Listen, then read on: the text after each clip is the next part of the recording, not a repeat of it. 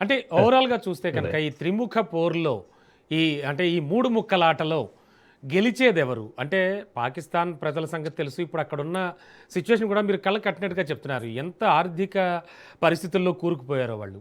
ఇప్పుడున్న సిట్యుయేషన్‌లో యాహ్! ఈ మూడు ముక్కలాటలో ఎవరికి ఎక్కువ శాతం ప్రజలు జై కొట్టేటువంటి అవకాశం ఉందంటారు? ఒకటి ఎవరు గెలుస్తారు అనే కన్నా ఎవరు ఓడుతారు అనేదాన్ని ఈజీగా చెప్పొచ్చు అవును. మనము. అవును. షెహబాజ్ షరీఫ్ ముందుగా ఓడిపోతాడు. హ్మ్. ఆయన ఫీల్డ్‌లో నుంచి తప్పుకుంటాడు. హ్మ్. ఈ ఇద్దరిలో ర రె మునీర్‌కున్న అడ్వాంటేజ్ ఏంటి అంటే బలూచిస్తాన్‌లో చాలా సైన్యాన్ని చంపేస్తున్నారు వాళ్ళు. హ్మ్. హ్మ్. బలూచ్ వీళ్ళు తిరుగుబాటు జరుగుతోంది. కనుక అక్కడ ఎవరు అవసరము? తిరుగుబాటు కాదు కావాల్సింది. అక్కడ సైన్యం కావాలి. అవునండి. ఈ అవును. సైన్యాన్ని నడిపించగల శక్తి మునీర్‌కుంటుంది. హ్మ్. కనుక మునీర్‌ను ప్రజలు ముందుకొస్తే ఆదరిస్తారు నేను అనుకుంటున్నాను. ఆయనకు ఆ ఫ్రీ ఇది ఇస్తారు. హ్మ్. అలాగే ఆఫ్ఘనిస్తాన్ దగ్గర జరిగే యుద్ధంలో కూడా ఆఫ్ఘనిస్తాన్ చర్చలు జరపాలి. కానీ ఈయన చర్చలు జరపడం లేదు. హ్మ్. కనుక ఆఫ్ఘనిస్తాన్‌లో ఫైట్ చేయాలన్నా ఆర్మీనే చేయగలుగుతది. ఈ హ్మ్. 2, 3 విషయాలు. కానీ అడ్మినిస్ట్రేషన్, పరిపాలన, మంచినీళ్ళు అందించడం, తిండి గింజలు అందించడం ఇవి సైన్యం వల్ల కాదు. కనుక పీఓకేలో ఆ సమస్య ఎక్కువుంది. పీఓకేను పాకిస్తాన్ ప్రజలు పట్టించుకోరు. వాళ్ళు మా వాళ్ళు కాదని అనుకుంటారు ఎప్పుడు కూడా. సో నేను చూస్తున్నాను మునీర్ అప్పర్ హ్యాండ్ తీసుకుంటాడు అని నాకు అనిపిస్తున్న విషయం. Okay.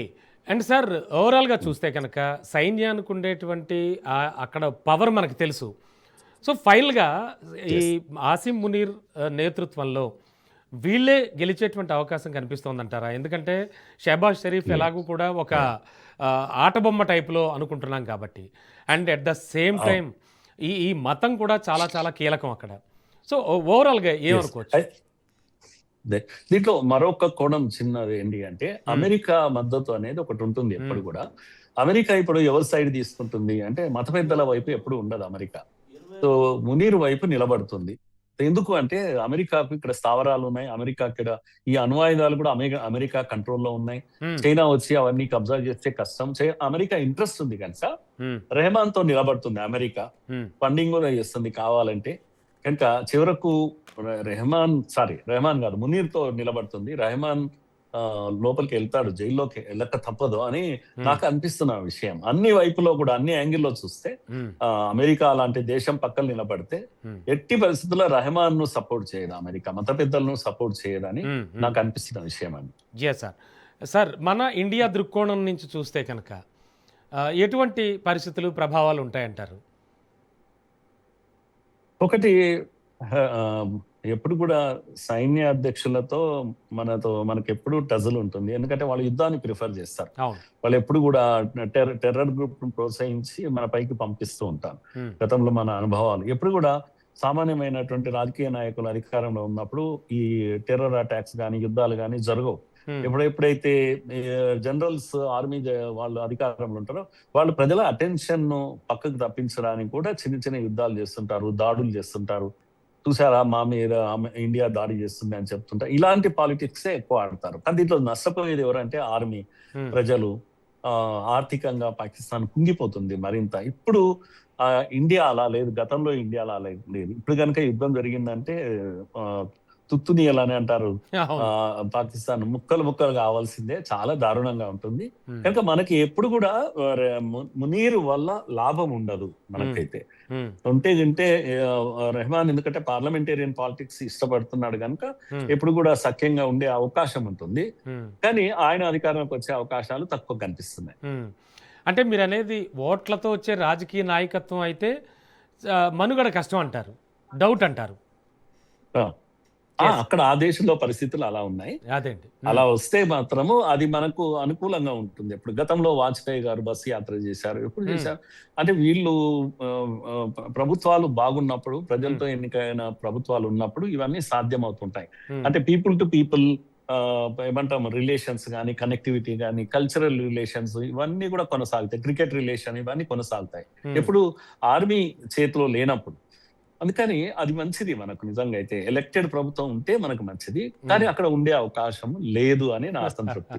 Yes sir. And sir ముఖ్యంగా ఈ ఫజలుర్ రెహమాన్ మౌలానా ఫజలుర్ రెహమాన్ ఇచ్చినటువంటి చేసిన వార్నింగు ఈ సవాళ్లు కానీ, పాక్ ఆర్మీ హెడ్ ఆఫీస్ పునాదులన్నీ కదులుతున్నాయనుకోవచ్చు అంటారా ఈ వార్నింగ్ తోటి? ఆ, ఆ. ఒక్క మెసేజ్ మునీర్ ఏం పంపిస్తున్నాడంటే, ఉమ్, ఇది మోస్ట్ ఇండిసిప్లిన్ స్టేట్మెంట్ ఇది. ఇతను మునీర్ పైన కాదు ఇతడు చేస్తున్నది, మన బలమైన సైన్యం పైన ఇతడు దాడి చేస్తున్నాడు అనేది ప్రొజెక్షన్, పొలిటికల్ ఇది చేస్తున్నారు. అందుకే ప్రజల్లో అభిప్రాయం ఏంటంటే, ఉమ్, సైన్యం పైన రాజకీయ నాయకులు తిరగబడితే అది ఇష్టం ఉండదు వాళ్ళకు. సైన్యం బలంగా ఉండాలని కోరుకుంటారు. ఉమ్, అందుకే దీన్ని ఏం చేస్తున్నంటే, నా మీద కాదు ఈ దాడి, ఉమ్, మన సైన్యం పైన దాడి చేస్తున్నాడు ఇతను అంటాడు. ఇంకా కొన్ని రోజులు అయినాక అవి టెర్రరిస్ట్ అంటారు. ఉమ్, ఆ తర్వాత కొన్ని రోజులు అయినాక లోపలేస్తారు. ఉమ్.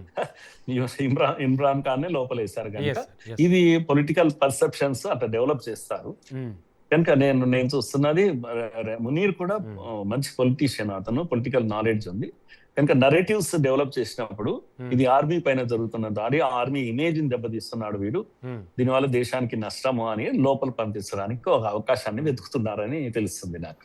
Yes sir. అంటే సార్ ఇప్పుడు మనం మొత్తం త్రిముఖ పోరని, మూడు ముక్కలాటని, వీళ్ళ ముగ్గురు గురించి మాత్రమే మాట్లాడుకుంటున్నాం. What about people of Pakistan? Pakistan ప్రజల గురించి ఏం మాట్లాడుకోవాలి? ఇప్పటికే కూరుకుపోయారండి, చాలా దారుణంగా ఉన్నారు వాళ్ళు, వాళ్ళకి తెలుసు అది. అయినప్పటికీ కూడా ఇంకా మతం అంటూ అలా మతతత్వ శక్తులకు కూడా పరుగులు పెడుతూ, లేదా ఓ సైన్యాధ్యక్షుణ్ణి డెవలప్ చేస్తూ అలాగే ఉంటారంటారా? ఏమైనా మార్పులు వస్తాయా? ప్రపంచం ఈ స్థాయిలో మారిపోతుంది. ప్రజల వైపు నుంచి చూస్తే ఎలా విశ్లేషించుకోవచ్చు సార్? ప్రజలు బాధితులు, వాళ్ళను మనం Final, ఇప్పుడు ఏం చేయలేము. కాకపోతే మత ఛాందసత్వం ఎక్కువగా ఉంటుంది ప్రజల్లో కనుక.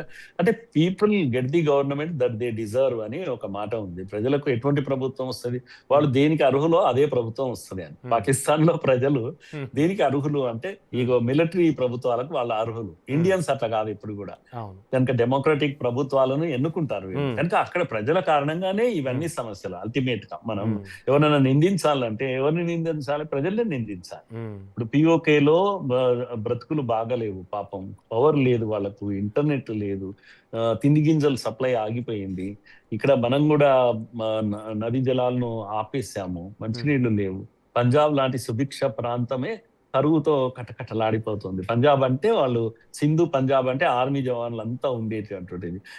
టాప్ ఆఫీసర్లు అందరూ అండి మనం గుర్తుపెట్టుకోవాలి, జనరల్స్ వీళ్ళందరూ కూడా అదేంది సౌదీలో లేదంటే లండన్ లో ఇండ్లు ఉంటాయి వీళ్ళకి అందరికి. ఆర్మీ ఆఫీసర్సే అత్యధికంగా డబ్బు సంపాదిస్తారు. మన దగ్గర అంబానీలు అదానీలు అంటాం కదా, వాళ్ళేమో ఆర్మీ ఆఫీసర్స్ అలా ఉంటారు. ప్రజలు బాధితులు అక్కడ పాకిస్తాన్ ఏదైనా ఉండని పాపం బాధితులు. బలూచిస్తాన్ ఇదే సమయంగా వాళ్ళు స్వతంత్రం సాధించుకుంటారని అనిపిస్తుంది. ఓకే, మన స్ట్రాటజీ ఎలా ఉంటుంది, దోవల్ గారు ఏం చేస్తున్నారో మనకు తెలియదు. ఏదైనా జరిగిందంటే మాత్రం మనకు అద్భుతం జరిగిపోతుంది. మనకు నేరుగా సెంట్రల్ ఏషియాకు దారి దొరుకుతుంది అన్నట్టు. చాలా పెద్ద అడ్వాంటేజ్ ఉంటుంది మనకు ఇది పొలిటికల్ గా కానీ ఫ్యూచర్ లో దీనికి కూడా. కనుక పిఓకేని తీసుకుంటారా లేదా ఇప్పట్లో చెప్పలేము మనము, కానీ ప్రజలైతే బాధితులు, వాళ్ళ మీద మనకు సింపతి ఉండాల్సిందే. పిఓకేకి సంబంధించి కూడా కొన్ని కదలికలు అయితే వస్తున్నాయి, మనం గత కొన్ని రోజులుగా గమనిస్తున్నాం. వస్తున్నాయి. ఎస్ సార్, అది కూడా చూద్దాం.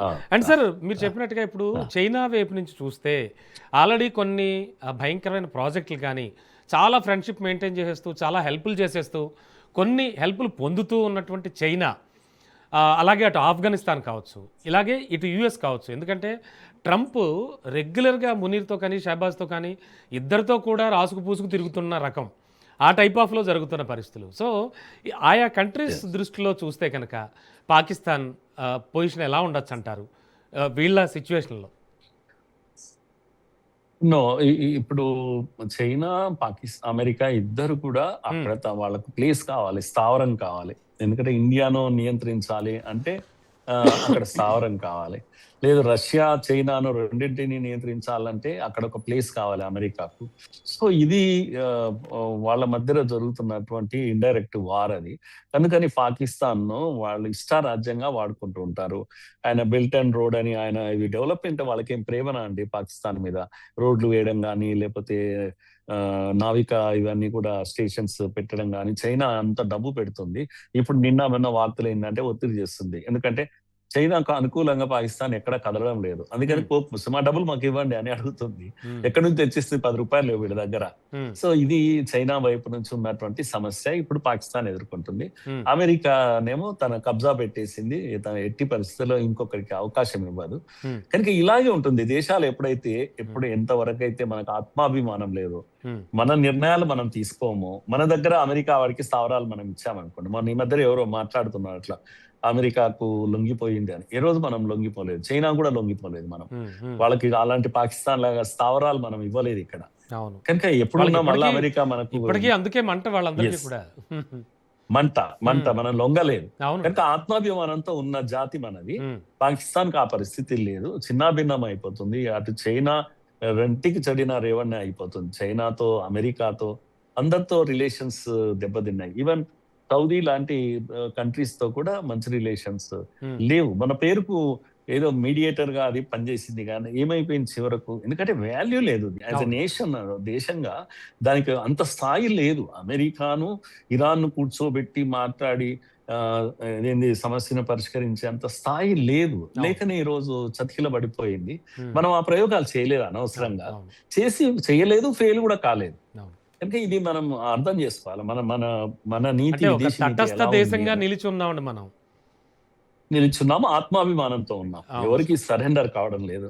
సో పాకిస్తాన్ పరిస్థితి అలా కాదు. అందరికీ లొంగిపోవడం వల్ల కూడా వాళ్ళకి సమస్యలు వస్తున్నాయి. అవును సార్, అవును. అంటే వాళ్ళ కంట్రీలో మీరు చెప్పినట్టుగా సిచ్యువేషన్స్ కూడా అలా ఉన్నాయి సార్. అంటే ఫైనల్గా మాట్లాడుకుంటే మనం మొత్తం ఈ ముగ్గురు పరిస్థితుల్లో, అంటే మతతత్వంగా మతోన్మాదంతో వెళుతున్న మౌలానా ఫజలుర్ రెహమాన్ కావచ్చు, అలాగే పొలిటికల్గా ఏదో నేనంటూ ఒక అధ్యక్షుడిగా ఉన్నాను అంటూ ఒక ఆటబొమ్మలా ఉన్నటువంటి మన షహబాజ్ షరీఫ్ కావచ్చు, అండ్ మరోవైపు అల్టిమేట్ మీరు చెప్పినట్టుగా వేరే కంట్రీస్లో పెద్ద పెద్ద రాజభోగాలు అనుభవిస్తున్నటువంటి ఈ సైన్యానికి సంబంధించినటువంటి పవర్ చీఫ్లు, వీళ్ళంతా ఎంతో పవర్ఫుల్గా ఉన్నటువంటి వీళ్ళు కావచ్చు. వీళ్ళ ముగ్గురులో ఎవరిది పై చేయి అయ్యే ఛాన్స్ ఉంటుందంటారు ఇన్ ఫ్యూచర్? అంటే ఇప్పుడు నడుస్తున్న ఈ పొలిటికల్ పవర్ గేమా, లేకపోతే ఈ సైన్యం ఆడుతున్న గేమా, మత పెద్దలు ఆడుతున్న గేమా, ఎవరు పైకి వచ్చే ఛాన్స్ కనిపిస్తుంది అంటారు? ఒకటి ఏమంటారు, రాజకీయ నాయకులకు ప్రజల్లో విశ్వాసం లేదు. వాళ్ళు అందుకే ప్రజలు నిస్సహాయం. ఎందుకంటే వాళ్ళే మంచి పాలన అందించగలిగితే, డెవలప్మెంట్ పాలిటిక్స్ ఇవ్వగలిగితే ఎక్కడుందండి, అక్కడ ప్రజలు కష్టపడగలుగుతారు, పని చేయగలుగుతారు. ఇప్పుడు వ్యవసాయం చాలా బాగా చేయగలుగుతారు, బంగ్లాదేశ్ కన్నా ఎక్కువ కష్టపడగలుగుతారు, ఎక్కువ ఉత్పత్తి చేయగలరు. కానీ ప్రభుత్వమే లేదే అక్కడ, ప్రజలకు అటువంటి అవకాశాలే ఇవ్వలేదే. ఎందుకు ఐటీ గానీ ఇవన్నీ కూడా ఎందుకు అక్కడ చిన్న దేశం బంగ్లాదేశ్ లో ఎంత పెద్ద ఎక్స్పోర్ట్స్ చేస్తారు టెక్స్టైల్స్. పాకిస్తాన్ కి ఏమైంది, సస్యశ్యామలమైనటువంటి ప్రదేశం. కనుక రాజకీయ నాయకులు బాస్మతి రైస్ మొత్తం అక్కడి నుంచే కదా వస్తాయి, పాకిస్తాన్ నుంచి. అంటే అన్నీ ఉన్నాయి, ప్రకృతి వనరులు ఉన్నాయి, కానీ నాయకులు లేరు, ఫెయిల్ అయిపోయారు నాయకులు. కనుక అక్కడ చివరి మత పెద్దలు చాలా బలంగా ఉన్నారు, ప్రజల్లో ఇప్పటికీ వాళ్ళకు ఒక వాల్యూ ఉంది, ఇది ఉంది. కానీ చివరి గెలుపు మాత్రం ఆర్మీదే ఉంటుంది. ఆర్మీ లీడర్షిప్ చాలా బలంగా ఉంది. దానికి సంబంధించి కూడా గత చరిత్ర చూస్తూ వస్తున్నాం మనం ఆల్రెడీ. Yes sir. సో దానివల్ల ఖచ్చితంగా ఆర్మీ చీఫే పగ్గాలు చేపట్టే అవకాశాలు కూడా ఉన్నాయనేది మీ విశ్లేషణ. అవును, నాకు అనిపిస్తుంది. Yes sir.